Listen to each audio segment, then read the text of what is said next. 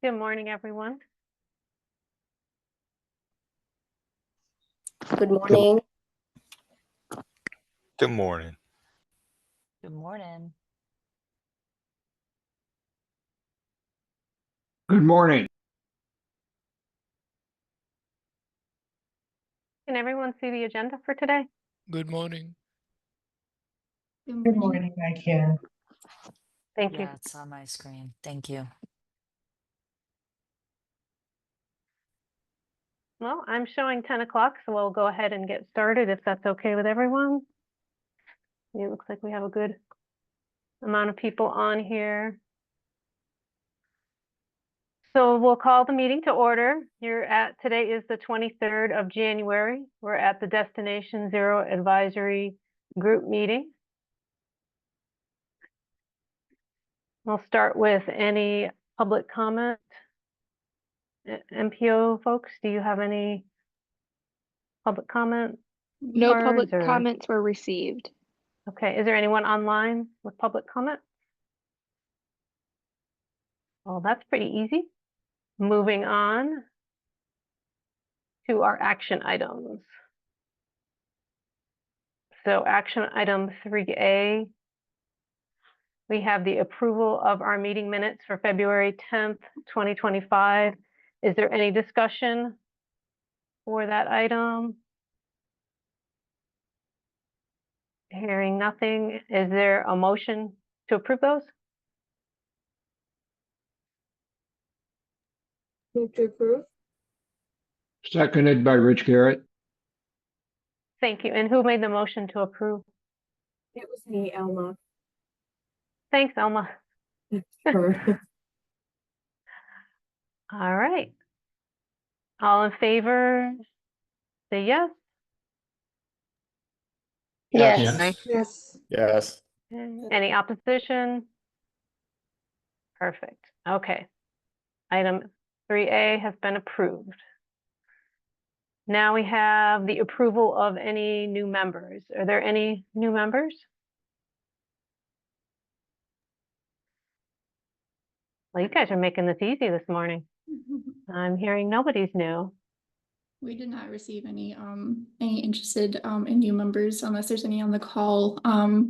But otherwise, I'd just like to take an opportunity, if I may, to share the new member interest form that we put together. This was included in your agenda packet. I believe it is the last page. So this is something that is available on the MPO website. And it is based on the discussion that we had in the last meeting in February as a tool basically for new interested members to share interest, to be reviewed by the advisory group before new members are approved. So I'll share my screen if that's okay.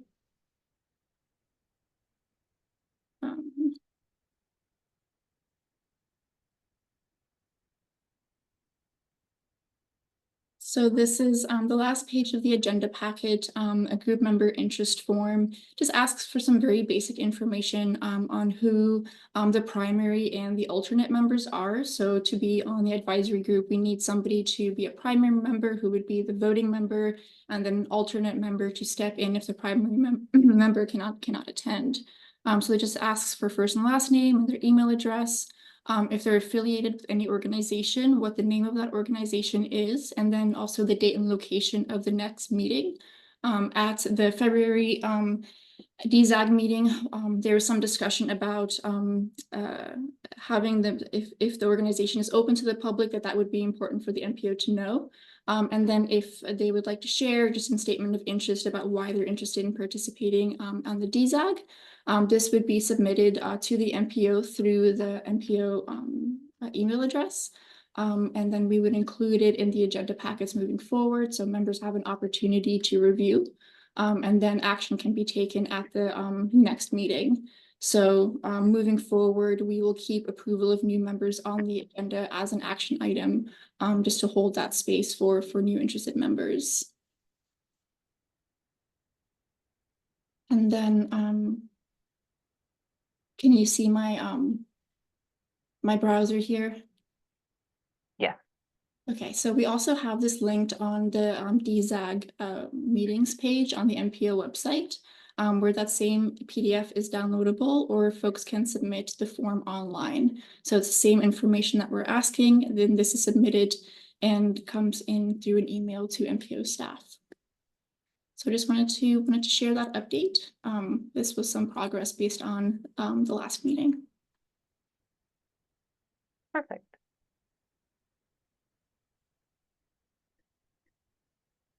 Well, I'll go ahead and, do you want me to share the agenda again, or do you have it? No, I can do it.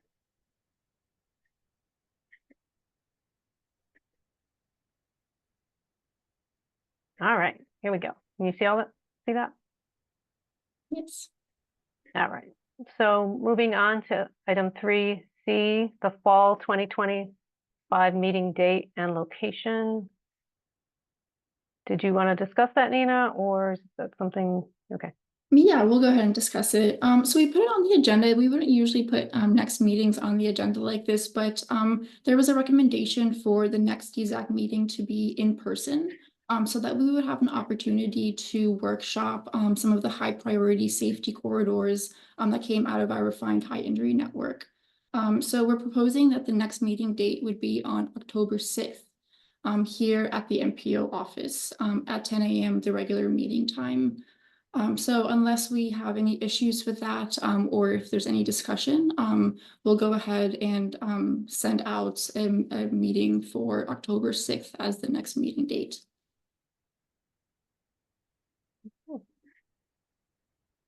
Sounds good. Anyone have anything to add to that or any discussion of that? Okay. Moving on to item 4A, FDOT report. Is there anyone here from FDOT to give a report? This is John Kabicki.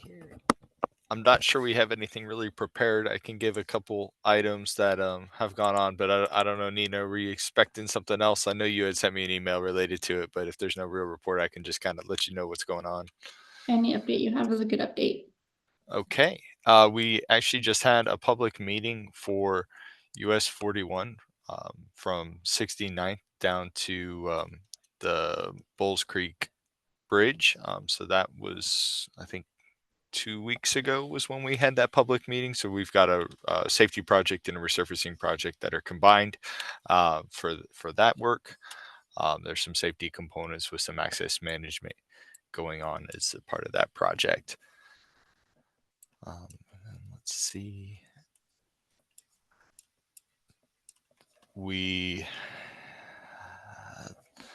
I'll leave some of the. There's some other stuff going on in Sarasota that we're trying to work with the neighborhood groups on, but I'm not exactly sure on the status. We're having some contractor issues with that. And that's probably all I've got unless there's any questions related to any particular projects. Yeah, I have a question if I may. This is Danny Williams. John, what kind of safety projects are going in on that US 4169 to the Bulls Creek Bridge? Yeah, so we are introducing a raised median through parts from the bridge up to the signal at 69th.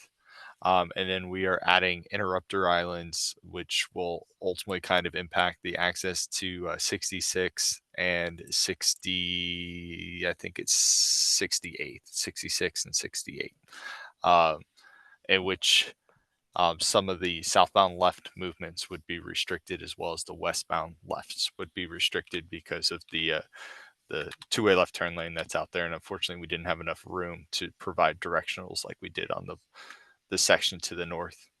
Marie Carvajal is the project manager on that, and I'll see if I can add into the chat the project website for you. Okay, thank you. Any other questions? Okay. Moving on to item 4B, MPO report. Item number 1 is PM1 safety performance measure. Nina? Yep, I will take that one. And if you don't mind, I'd like to share my screen. I have a presentation I'm going to be throwing some information at you all. And I want to make sure you can follow what I'm sharing. So this was another recommended agenda item from a member of the Destination Zero Advisory Group. And the purpose is to kind of just provide a background on the MPO's performance safety measures, some of the federal legislation where the safety performance measures are born out of, the MPO's history of the safety targets, and then some potential scenarios of what safety targets might look like. And then I'll open it up to discussion. So the safety targets, as you may or may not know, it's something that MPOs are mandated to do. We adopt them every year, usually in January or February. So just going back on the legislative context, the safety targets came out of the MAP 21 Act that was enacted in 2012. It was the first federal law to require a performance-based approach to planning and funding, and required that states and MPOs use data to guide our investment decisions. MAP 21 also introduced our national goals, including safety, as well as infrastructure congestion and reliability. So these are our PM1s, PM2s, and PM3s. If you're on the technical advisory committee or if you've attended board meetings, you'll see that these PM1s through 3 come to the board. Safety every single year, and then PM2 and 3 every 2 to 4 years. So this is just where that comes out on. So our focus, of course, is on that PM1, the safety performance. And MAP 21 directed US DOT to develop rules for national performance measures and also establish the Highway Safety Improvement Program. And this required that states also develop a highway safety improvement plan to qualify for these safety dollars. So if you take a look at our TIP document, you'll see that these highway safety funds are on some safety projects along roads like US 41, for example. MAP 21 also required and defined 5 specific safety performance measures. So while states and MPOs can monitor and track additional safety performance measures, these are the 5 that are federally mandated. And they are the number of fatalities, fatality rate per 100 million vehicle miles traveled, number of serious injuries, serious injury rate, and then a combined number of non-motorized fatalities and serious injuries. And so these are the 5 that we bring to our committees and the board every year. So fast forward a few years, in 2015 came the FAST Act. It reauthorized the MAP 21 programs, ensured continued funding and implementation, and also required states and MPOs to set safety targets annually, report progress towards those targets, and then also to integrate those targets into our planning documents. So how have we integrated those targets into our planning documents? Just high level, the MPO looked at integrating safety into our prioritization process. So this is relevant for our annual call for projects. When we score projects, we put it through the prioritization process where every project is scored against safety data. So currently the priority tool includes high crash locations throughout the 2-county area. And if the project overlaps with this high crash location, it earns more points and is elevated in the scoring process. This is also used for the MPO's planning studies. So if we are identifying potential projects in our planning studies, they are also scored through this prioritization process, where again, it's looking at those high crash locations. The MPO has also done fairly consistent crash assessments and crash analysis. So in 2018 was the first big crash analysis. There was another in 2020 with the MMEC study, in 2021 with the Destination Zero Safety Action Plan, in 2023 there was an update, and then most recently this year we have refined our high injury network. So as part of this mandate, we are constantly looking and working with the crash data. And out of that, the MPO identifies high priority segments and intersections. And that usually comes out of each of the crash assessments as well. So those are included, for example, in our TIP documents where you can take a look at what those corridors are. So 2016 became the final rule. FHWA said state DOTs have to begin setting targets in 2018, and then MPOs have 180 days to either adopt the state's targets or to set their own targets using regional data. So that basically establishes our annual schedule moving forward. So every year by August 31st, the state sets their safety targets, and then the MPO has to set their safety targets by February 28th each year. So this is just what it looks like on a timeline. My understanding is that in the years leading up to 2018, FDOT did look at what safety targets might look like, kind of did an assessment of what's the best path moving forward if we have to set safety performance targets. But ultimately, through close coordination with all of the MPOs and stakeholders, state decided to set targets of 0. I can't speak much to what that process looked like, and maybe that can be a presentation in the future about kind of how they got to 0. But in 2018, the state adopted targets of 0 and have adopted targets of 0 every year since. So again, the MPOs have the option to adopt the state's targets or to set their own safety targets. So in 2018 to 2022, the MPO did set targets that were based on historical data and on projected trends, while also supporting the state's long-term target of 0. In 2023, the MPO pivoted and decided to adopt statewide targets of 0 while continuing to monitor crash data and trends as is required by federal law.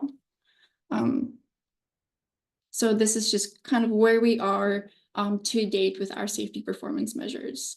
So the next few slides just sort of compares the targets relative to the data.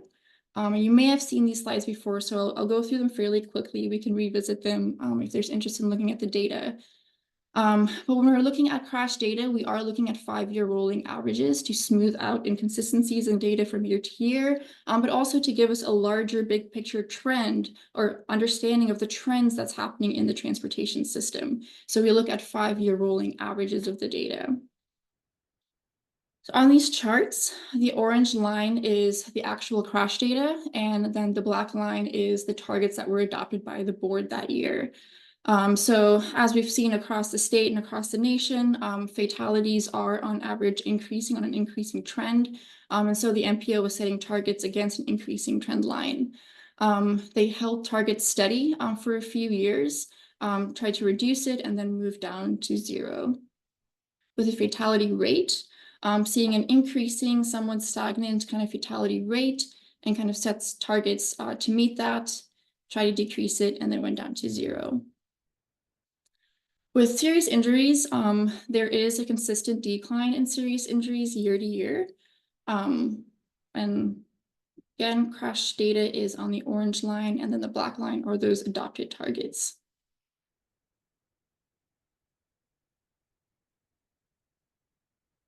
And then the last one is non-motorized.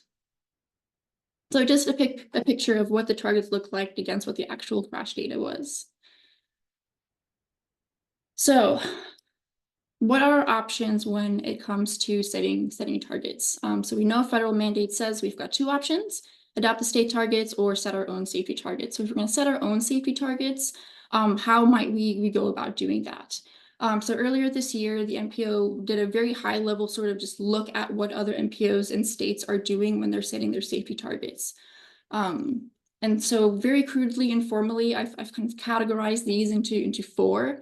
And so the methodology, I suppose, is we can match the trend line, we can best the trend line, we can meet the trend line in the middle if it is increasing year after year, or we can define an annual number or % decrease. And so I'll go through these each very quickly. So on your screen here, we've got the 5 performance measures, the actual data for 2022 to 2023.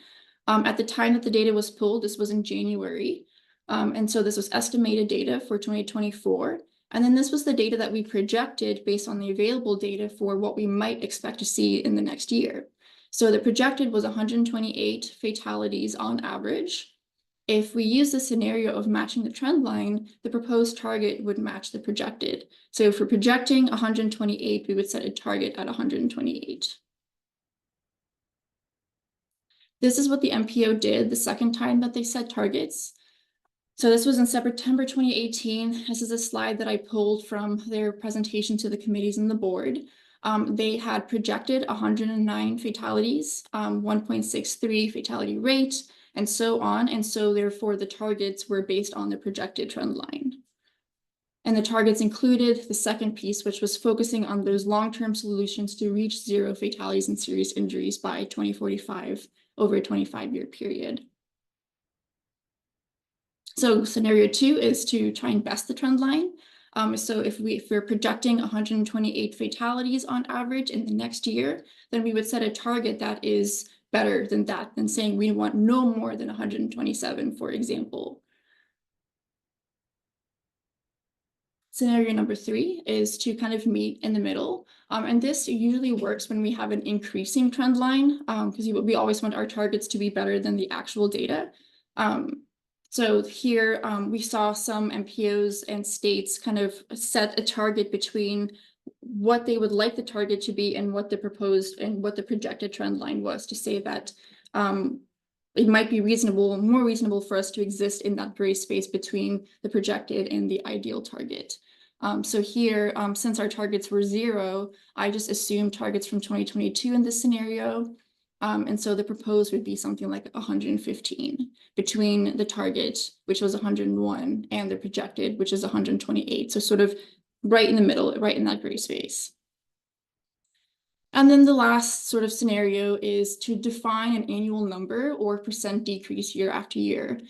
In January's Citizens Advisory Committee, we did hear, for example, a recommendation that targets should be a percentage decrease year after year. And so in that case, we would define rules around what that looks like. Is it less than the projected estimates, or is it a % decrease less than the previous year's targets? And so we've seen that used as well in other cases. So that's just kind of what we saw when we took a look to see what other states and MPOs are doing.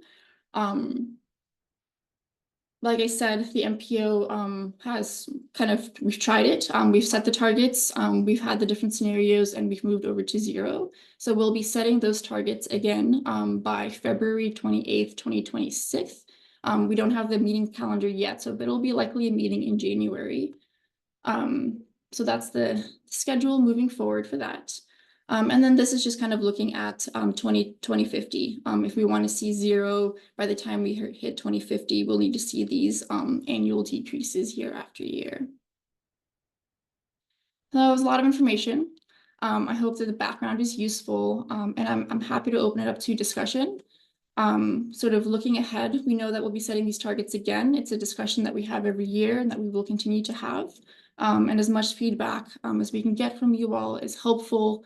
So yeah, I'll leave it at that. Thank you.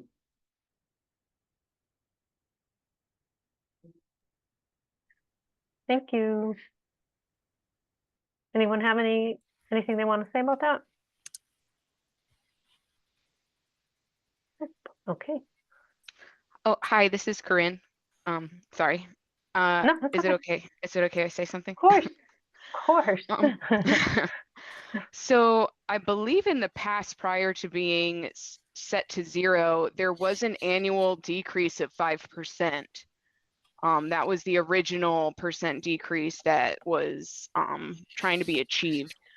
Is there a way to just have both, you know, like to say, I mean, I like this right here, right? To say our target 0, these are what we have projected, or these are our actuals, and this is what we need to decrease annually in order to achieve that by 2050. I don't see why we can't have both of that. And I think some of the issue is that when it decreases or increases, we don't have like, there's nothing that says like, oh, hey, here were the projects that were implemented in the last 3 years that can explain this decrease, or these are the upcoming projects that we have that'll help achieve these goals.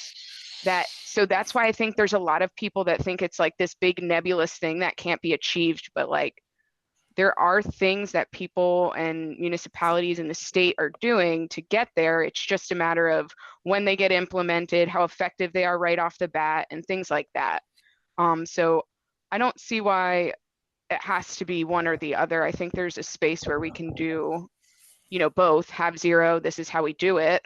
And then also incorporating these are the projects that have contributed to the decrease, or that will contribute in the next upcoming years kind of thing.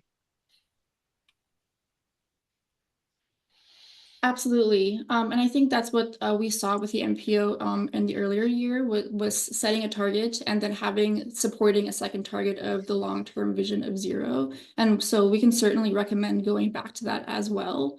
The 5% decrease, that was something that was specified. I think one of the challenges was that in the face of an increasing trend line, it was difficult to set a decrease of 5% when you're facing an actually increasing numbers. And this is why the board decided to keep those numbers steady. So we're not going to decrease the target until we see a decrease in the trend line as well. So we did see that as well. And we've also seen other states and MPOs do that as well, is let's hold the target steady until we see a decrease as well. And then let's try and reach that 5% decrease. So that can certainly something that we can go back to as well.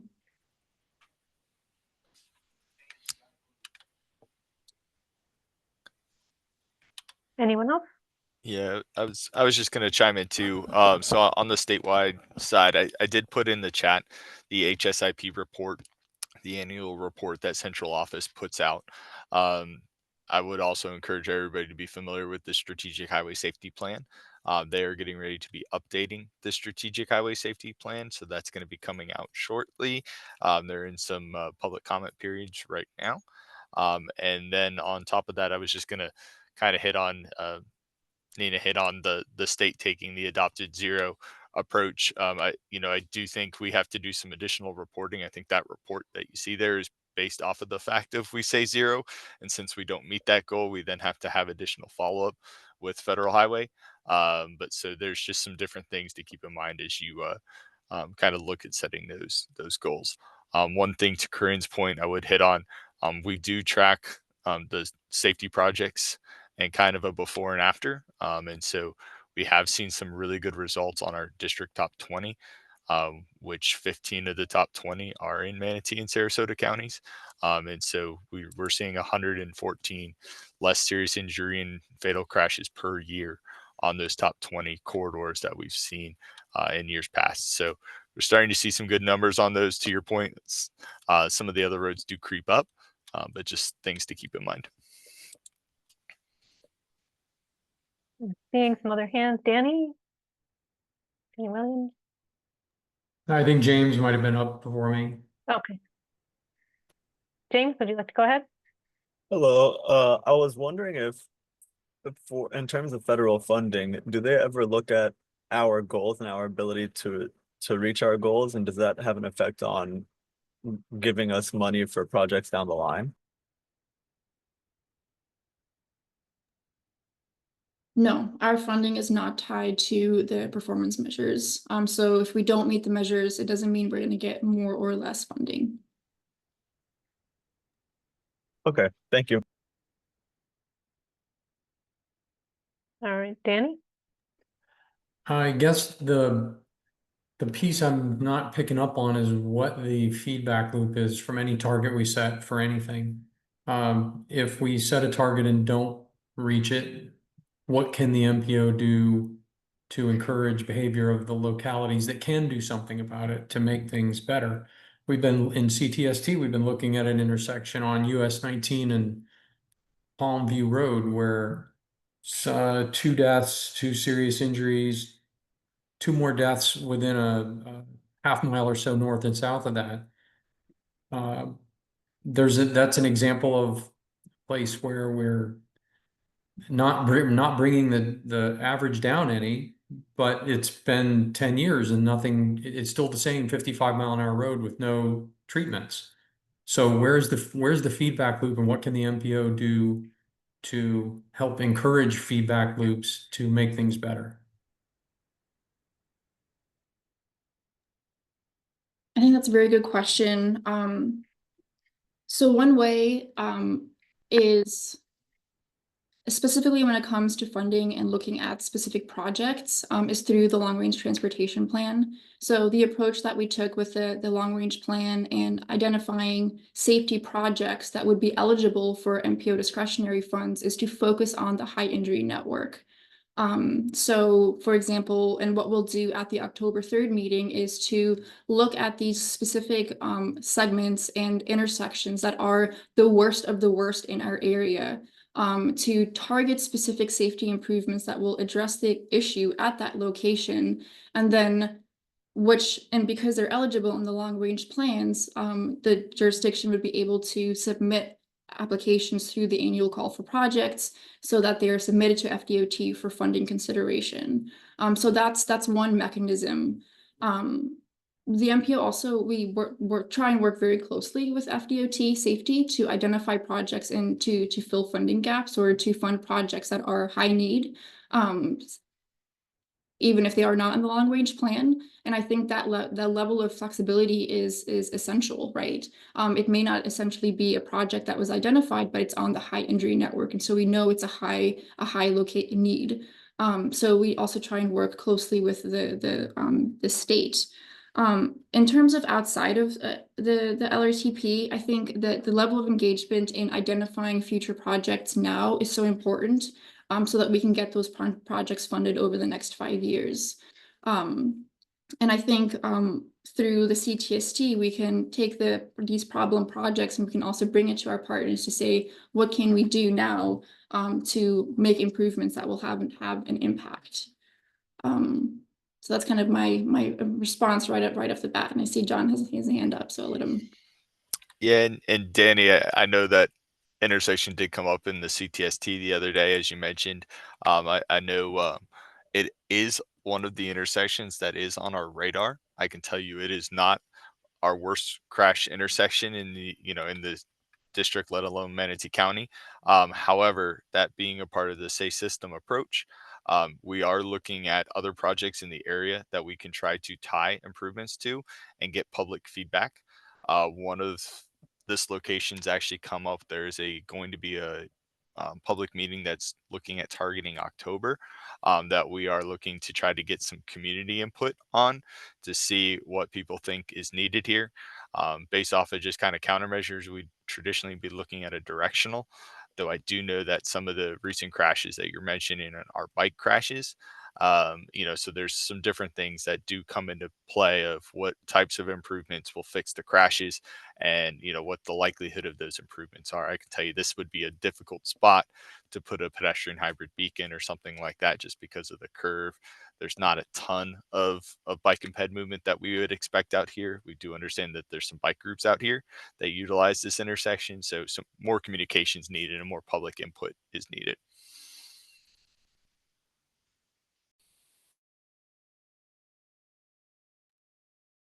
Anyone else have anything? Okay, thanks, Nina. Yep, and then I will share the year-to-date crash report up next. Okay. Okay, can you guys see my screen?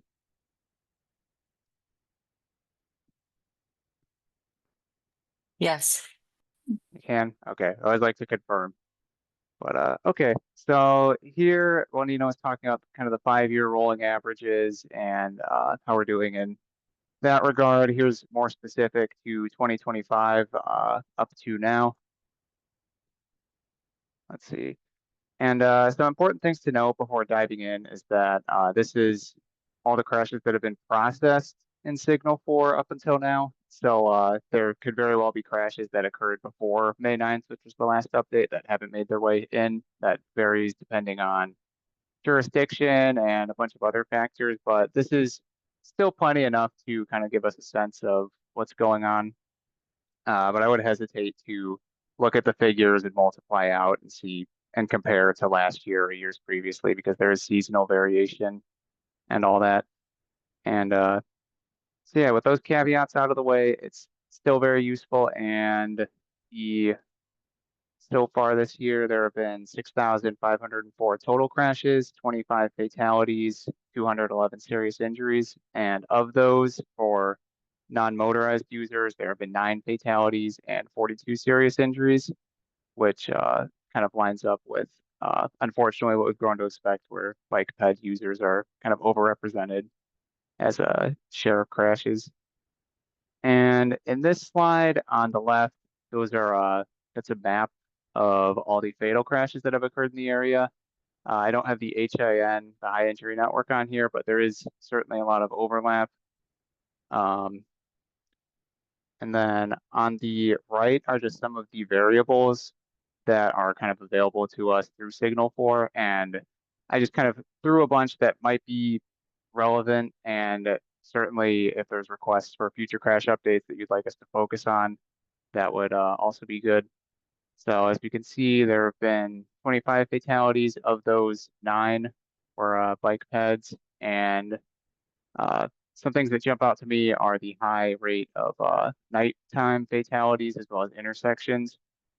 And as Nina was discussing, a lot of them do fall on the HIN network, and within the refined HIN network, where we split intersections off and 1 mile segments, you can see that a lot of those do fall on that refined high injury network. So it does appear to be working as anticipated. And then the graph at the bottom there shows the breakdown by road system, and you can see there's a pretty good spread between local, state, US, and interstate, which kind of stresses the importance of interagency cooperation in reaching destination zero. And moving on from that, the most common KSI crash types are left turn, which accounted for 47 KSI crashes, of which 2 involved fatalities. Off-road crashes, which were 22 KSI crashes with 4 fatalities. Rear end with 36 KSI crashes, but 0 fatalities. And then, kind of frustratingly, any KSI crash that involves a pedestrian is just has a blanket categorization as pedestrian. It would be great if we could see, what kind of circumstance, like was it a left turn pedestrian crash, or more details, but I'll get into that a little more detail in a bit here. And then this map is specifically honing in on our vulnerable road users. The map on the left, the black points are serious injury crashes with bicyclists and pedestrians, and the red are the fatalities. So if you don't want to count all the points, that is 51 total KSI crashes, of which 24 were pedestrians seriously injured and 18 were bicyclists. And one of the differences you can see by honing in is that hit and runs are far more common, probably because the vehicle, it probably is either able to drive off rather than, a vehicle on vehicle crash. And you also see the night related variable being much higher for these as well. And something else that I found interesting was that, at least according to the latest Signal 4 data, that all who have been fatally hit among the vulnerable road users category, 9 were pedestrians and 0 were bicyclists so far. And of those, 9 were night related as well. So that's 100% of them right there. And then similar to the fatal map and report sheet, I have it broken down by road system and severity in the graph on the lower right. So you can see by far the most amount of KSI crashes are on local roads, but the proportion of fatal is far lower due to lower speeds, and that also being where bike ped traffic is typically concentrated. And then you can see on state and US roads, there's less total KSI, but a much higher proportion of fatal, which makes sense given the higher speeds and all that. So as I alluded to previously, the pedestrian crash categorization isn't horribly helpful, but we do have access to the police reports, which provide a lot more detail. And that revealed some pretty significant trends, with 6 of the 9 fatalities occurring with people crossing the road without a crosswalk. And I just did a random sampling here with the orange lines being the pedestrian path before getting hit. And all these roads look quite similar. They're the fast moving, multi-lane roads, and most of them have medians and also not many crosswalks nearby. It's, you see that for example, the one on the top left is 650 feet. And then the one on the top right, the nearest crosswalk was 760 feet away. And to kind of better visualize that, I have the screenshot from Google Earth on the right, where you can see that's quite out of the way for pedestrians. And if, you know, for many people doing that calculation themselves, they're like, you know, is it worth walking all the way up there and waiting? But it definitely do that given the, you know, crash trends we're seeing. And so aside from crossing without a crosswalk, one fatality occurred while someone was crossing the road within a crosswalk. It was on a do not walk sign, but regardless, one fatality was an off-road crash where someone was off-road using a sidewalk, but someone veered off the road and hit them. And then another fatality was due to someone having a medical event and laying in the road. But yeah, as you can see, it's, you know, out of it, some of these are more avoidable than others, but it's definitely a common trend with you know, maybe increased crosswalks. And this one on the bottom I found quite interesting because it is an intersection and there are curb ramps on both sides, but no crosswalk. It's not signalized, and the pedestrian was attempting to cross right there, and the nearest crosswalk was again several hundred feet away. And then in combination with the crash type, I also broke it down by the bike ped crashes by lighting condition and severity. And as you can see here, the vast majority of bike ped crashes do occur during the daytime, but it seems that the fatal ones, at least with the data available up until now, have all occurred at night. Unfortunately, without regard to lighting, you actually see more pedestrians injured, more pedestrian fatalities in dark lighted areas than not lighted. But that's definitely I'm not sure if those lighted areas could be improved or what I believe it's up to the officer to determine if it's lighted or not. So there's no real indication of the quality of lighting, whether that's just lighting the center line and the lanes of traffic versus the sidewalk, and, you know, or if it's consistent throughout the entire road segment. But that's definitely something to watch out for. Crossing the road without a crosswalk also at night is not a good combination. And so in summary, for non-motorized road users, we have had 24 serious injuries for pedestrians, 9 fatalities, 18 serious injuries for bicyclists, and 0 fatalities. And 36% of all fatalities that have occurred in the region thus far are involving just a pedestrian, in this case, a bicyclist. And the total KSI, including vehicle on vehicle, is 25, and the serious injuries is 211.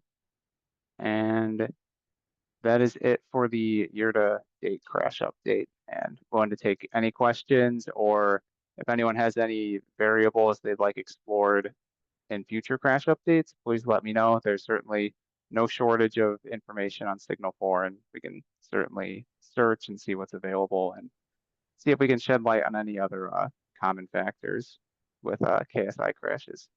So thank you. See, Corinne has her hand. Go ahead. Yes, Corinne. Thanks. Thanks, Nick, for this information. I thought this was really helpful. I think the number of hit and runs is really alarming. I think so it's interesting because, you know, Alvy Marie and I are working on a SS4A grant. So we've been into the safety data, and I think one of them is overlapping where a pedestrian was killed, and it might have been the medically induced one, but I don't know. But he so I don't know, the person tripped and fell into the bicycle lane on Fruitville, and someone ran him over, but there were 5 cars, and 3 of which passed without calling the police. So they didn't hit him while he was in the travel lane, but they didn't call the police or let them know someone was lying in the ground. So I think that's an issue. I mean, if you see something, you should say something, and that could have potentially, if any three of those people, because the police report got cut off, so I don't really know what happened with the other two. But if any of those three people had called the police, it was potential to have saved that guy's life, because who's to say he wasn't alive on the ground then. It's just they were saying the cause of death was a car running him over. So I just think the hit and run aspect of this is a really important education piece on what to do if you see something. I think a lot of people get really nervous. They don't want to see a dead body. They don't want to call 911. They don't want to get involved. But I think there's something there that we need to educate people that it's the right thing to do. It could save a life. You don't actually know if they're dead or not until the police come there and investigate. Absolutely. And we did do, I'm not sure where it's saved right now, but we did a hit and run kind of analysis for last year at some point, and there's some more data there that you can see in different situations where hit and runs are reported, and I can share that. But yeah, education is definitely, maybe something we could focus on. So thank you. All right, is there any other questions? Yeah, Nick, this is Lance. I have a question. So, do you have any data on miles traveled? Like, I guess you've got vehicle miles traveled and good idea for that, right? Do you have Yeah. anything for biking and walking? Not that we've found. That has been a topic of discussion. Nina, do you know if we've kind of found a source that we could use for that? So I know we've talked about it, but it would be great to have, because yeah, using vehicle miles traveled as the rate is, not ignoring bike ped traffic, but as it would be good to have rates including that for bike ped users. Right, and I'm just looking at this big red 36%. 36% of fatalities involved a pedestrian. But it'd be interesting to normalize that against miles traveled. So it's 36%, but how many more miles are traveled by car? Capturing a metric like that would show you how much worse it actually is to be a pedestrian. How outsized did it? Yeah, exactly. So yeah, it's outsized as it is, but so many fewer miles traveled. So it's even worse. I think it's worse than this. Yeah, no, 100%. There was conversation at another meeting. They were using data from like apps like Strava to look at bicyclists and their distance traveled in certain areas. And it was pretty interesting to see like the bike routes that those people are taking and where they're traveling and things like that. So I don't know if that's something worth looking into, but. Right, and Strava can be helpful, but it tends to be sport cyclists, not so much commuter cyclists or people getting to their restaurant jobs and things like that. So I think it'll be wildly underreported for the people trying to cross roads at night. Absolutely, yeah. Right. Just a question. Have you undertaken any analysis on the age group of the bike ped fatal and KSI crashes? If you presented here, sorry, I missed it. No, I did not cover that this time, but that is data that is available, and I can, if there's interest, I can look into that and send that out to you all. Yeah, no, a couple of one of the crashes that you pulled up was within Manatee County, which we just incidentally happened to just investigate last week. And it happened so that the person involved was living, within that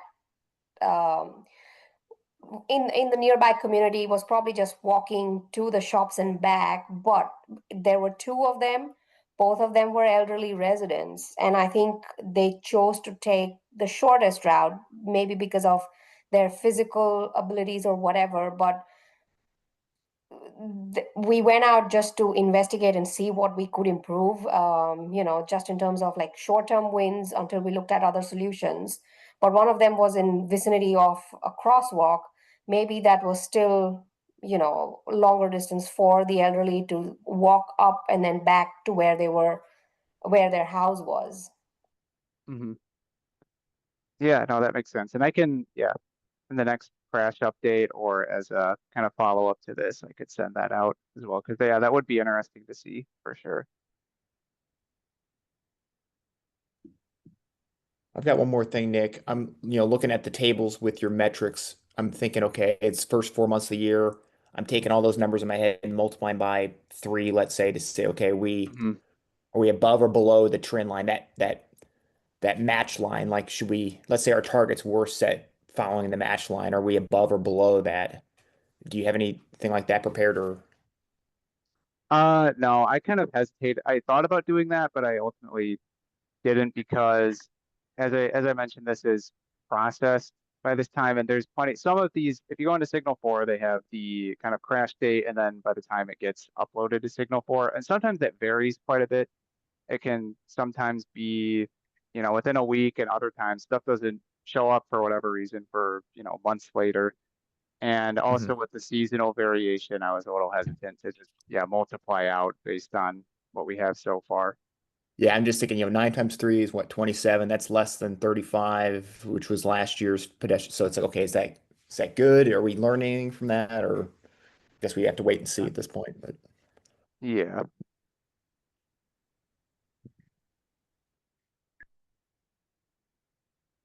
Anyone else? Okay.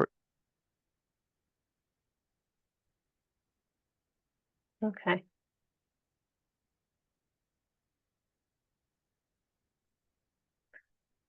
So moving on to our last presentation, the safety performance monitoring.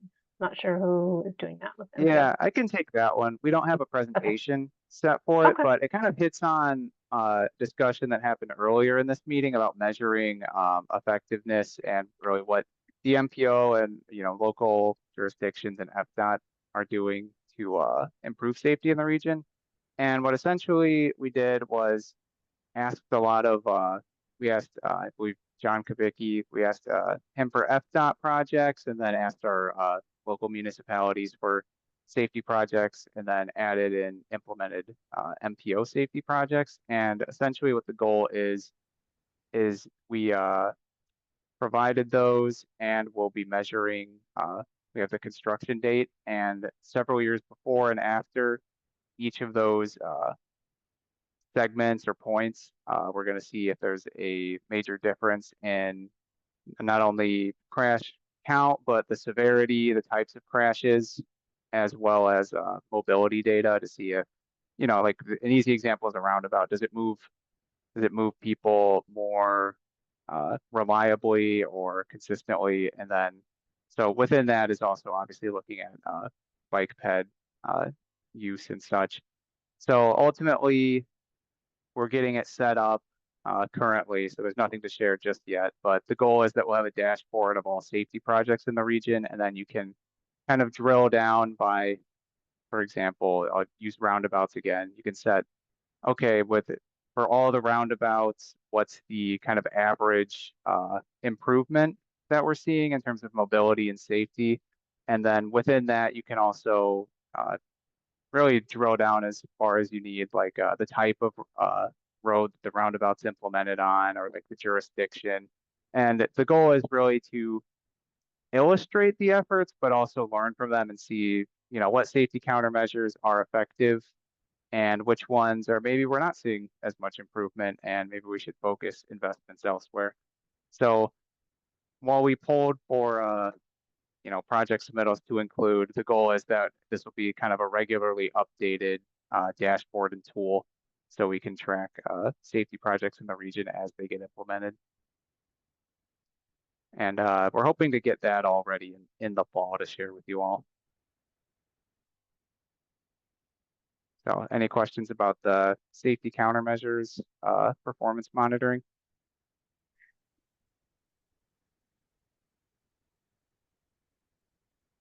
Okay, sounds like nothing. All We'll right. move on to item 4C, Safe Streets and Roads for All jurisdiction updates. Is there someone from Sarasota County who would like to update?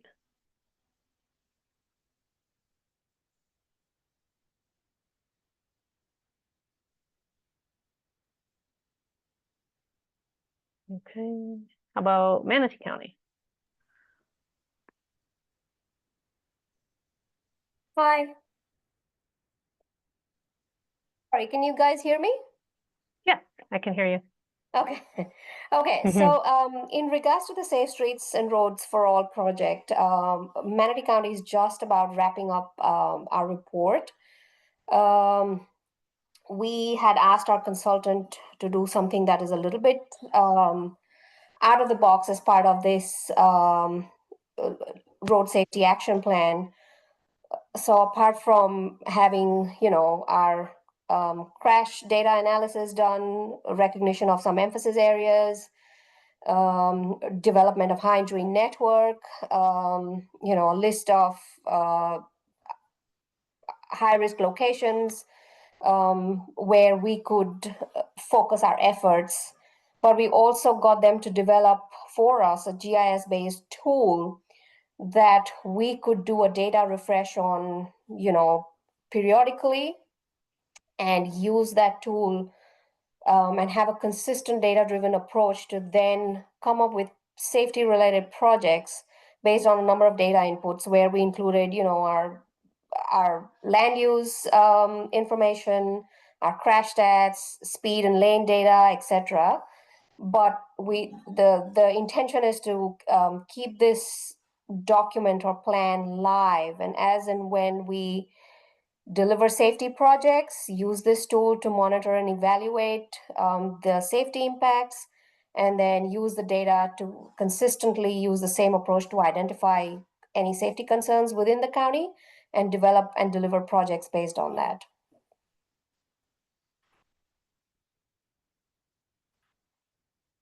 Well, that's it. We're just about wrapping up. We should have the plan available on our website within the next month.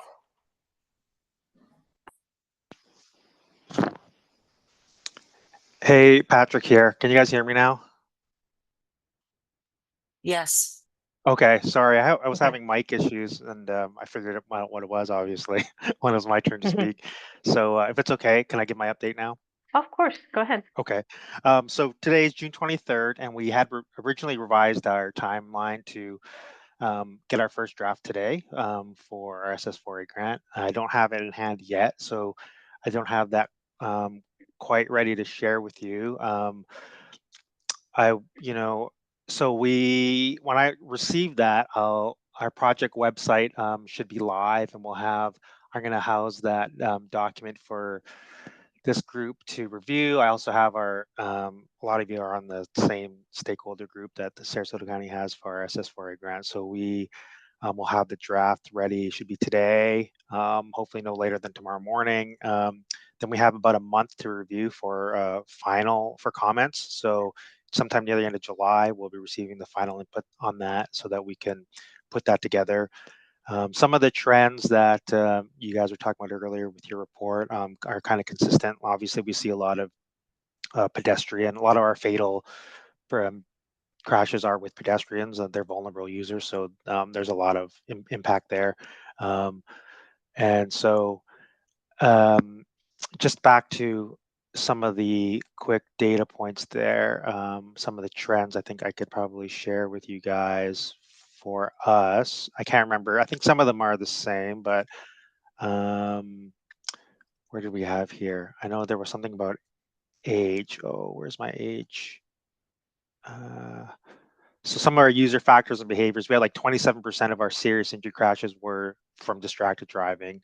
23% of the fatal crashes, there was no safety restraint use, so no seatbelt. For the impairment factor, about 23% of our fatal crashes had some impairment factor with it. And then, where was the other trend I had here? I think when we were benchmarking ourselves against our comparative counties, we are actually doing I don't want to say pretty well because there are injuries and fatalities that we located, but in the comparison of the 1, 2, 3, 4, 5, 6, 7, 8, 9 counties we did, I think we had the per 100,000 people population, we were number 2 in terms of doing the best. So there's some improvement. So I guess I say that to say that we are seeing some improvement in our area in terms of the trends and the rates, similar to what you guys are showing at the MPO, but we'll have that full report out hopefully for y'all to review and comment on later today. Okay, thank you. And is there anyone that would like to give a report on City of Palm Beach?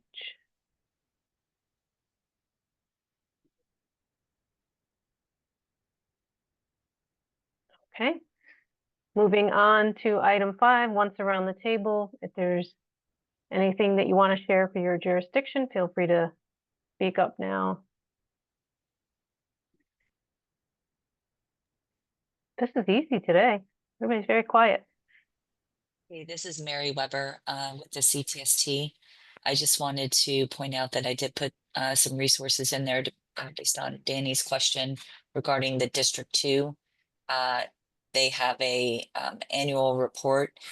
We do have a safety newsletter that goes out quarterly, and we do have a wrap up at the end of the year. Some of the data that John's team collects regarding statistics in our high injury network are in there. It's not the same format, but we do have a yearly newsletter that kind of summarizes what we've accomplished. And also we are also implementing through Keith Robbins is implementing a safety strategic action plan for the district as well. So if you didn't get a chance to see or hear that presentation when he was in Manatee, Sarasota, let me know and I can get you a link to the resource documents. Okay, thanks, Mary. Richard, see your hand up. Yes, thank you. I'm a part of the Florida Bike Association board, and we've been following Senate Bill 462 and House Bill 567. I understand that they have been passed and they're on the governor's desk for approval.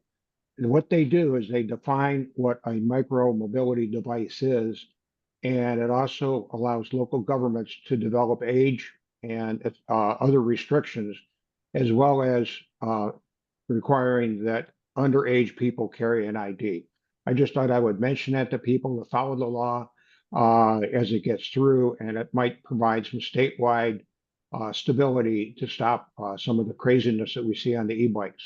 And just the other day, somebody passed me going about 40 miles an hour on an e-bike. So this is certainly a law that's needed and also something that hopefully we can have enforced. Thank you. Thanks. Okay, Corinne, whenever you're ready. Thanks. So like I said earlier, the city of Sarasota is working on a grant application to submit for the Safe Streets and Roads for All funding. So we should be submitting that by the 26th, which is the deadline. Additionally, we have our traffic calming plan that we're working on, which is basically a plan for speed mitigation throughout the city of Sarasota. We have currently received the speed investigation study that we're going to bring to our commission and propose some speed limit changes based on the investigation that is provided. So more to come on that. The ultimate result of that traffic calming plan will be neighborhood plans that have identified areas where traffic calming devices would be installed, so that way the speed limits are being adhered to on city streets, or streets and roads within the city. Thank you, Corinne. Is that it? Anyone have anything they'd like to share? Anyone else? I'm hearing nothing. So with that, we'll adjourn our meeting. And as we said earlier, the next meeting will be in person. And just look for that invite for October, I think we said the 6th. Thanks, everyone. Thank you. Thank you. Thank you. Bye. Bye-bye.